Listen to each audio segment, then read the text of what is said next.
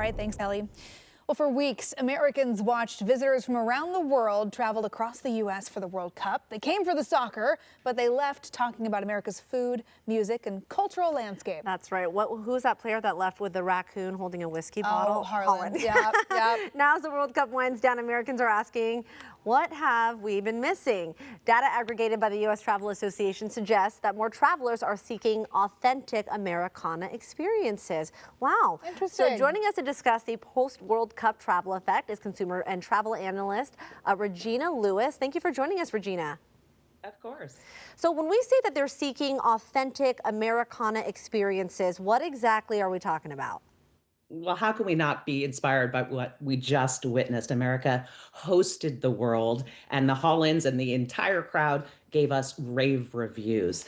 And we're proud of that. We're also inspired now to go out and see more of our own country because it's a big country and you have to be deliberate about that. And while we were watching all of these international tourists enjoy things, I think there was a shift, a pivot in our heads of, wow, what have I been missing, as you said? And let's change. I was thinking of going there, or maybe I never even considered it, to let's go.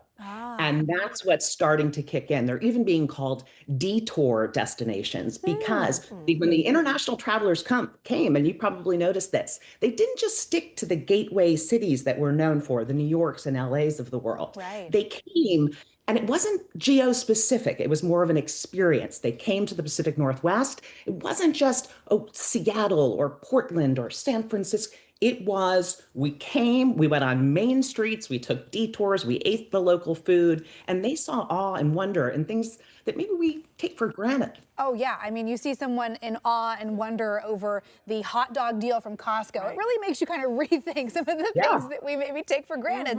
So what lessons can Americans learn from our international visitors for our own travel experiences?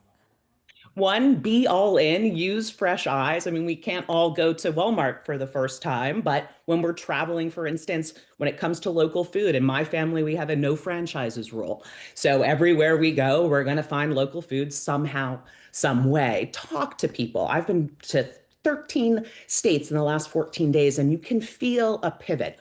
Not only are we more welcoming to international tourists, people are changing their consideration set. A young mom in Arkansas telling me, you know, do you think we'd like Boston? My husband and I were talking. And I said, yes, and add on Rhode Island, try New Hampshire.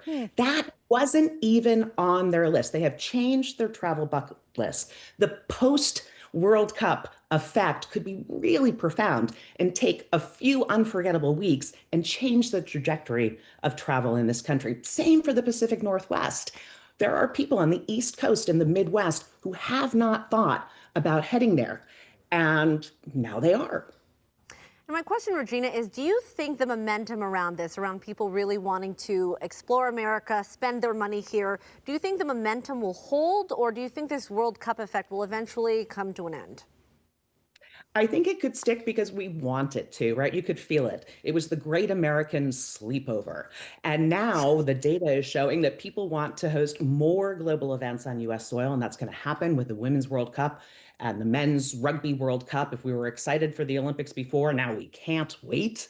So that's really profound. And then number two, yes, especially with the next generation who just witnessed this.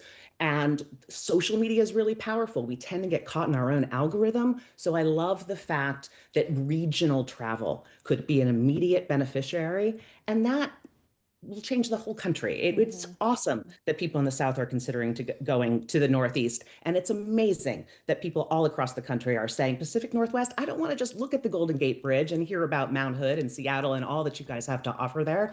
I want to see it in real life. Yeah. It's the IRL part. This whole World Cup travel bump is based on real experience, and there's no substitute for it. So that's the takeaway, and that's why people are going to get off their phones and say, I don't want to just watch Boston. I want to be part of that. I don't want to just, right? And so, you know, we have to be deliberate about it. It could take a lifetime, but at least we're starting, and I think that really will be different. It's cool to think that that might be one of the ongoing impacts of having hosted the World Cup here in North America. Well, thanks so much for joining us, Regina. Great ideas for our next vacation that might be a little closer than we think.